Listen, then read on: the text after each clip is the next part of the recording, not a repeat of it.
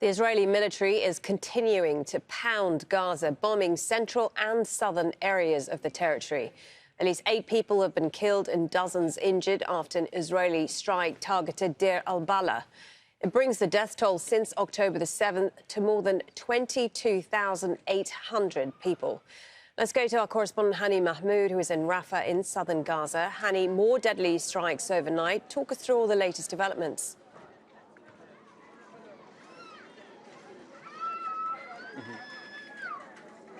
Yes, Melanie, well, so far all nights are the same. They are defined by more death and destruction. But as of overnight and early hours of this morning, what we're seeing is not only people are killed inside their homes, but the intensity and the scale and the large magnitude of airstrikes and artillery shooting preventing paramedics and ambulance and civil defense crew of intervening properly and carrying people injuries into hospitals. And they are left in the targeted areas for hours to bleed to the point that they are unable or they are just losing their life. This is the new reality and the new normal in this ongoing war on civilians in the Gaza Strip. But in Deir el Balah, an area that has been under heavy bombardment for more than 2 weeks now, and since the beginning of expansion of the military operations by the Israeli military, the area turned into a war zone, literally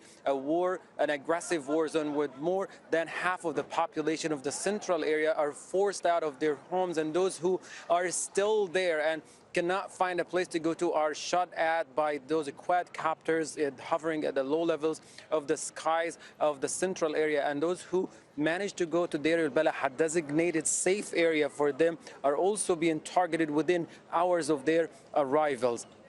We're talking about at least 18 people being killed in Rafah, in Deir el Balah city, all rushed to Al-Aqsa hospital, with tens of other critically injured reported to Al-Aqsa hospital. But with the extreme shortage of medical supplies and insufficient intervention as of now, giving the destruction of health facility, the hospital is unable to provide the necessary medical intervention to save those who might be able to be saved.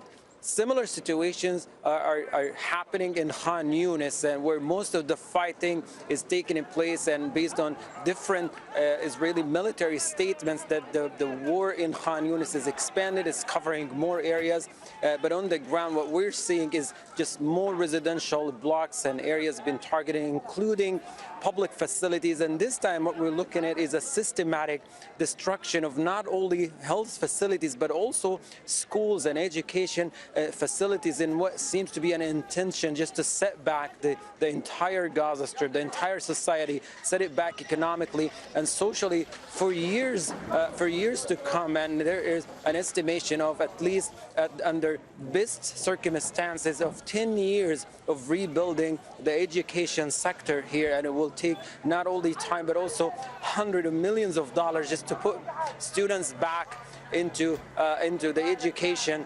facilities in the future. The situations are getting really difficult, particularly at the announcement of entering the third period or the third stage of this ongoing genocidal war. Hani, thank you so much for that update. Hani Mahmoud there for us in Rafah in southern Gaza.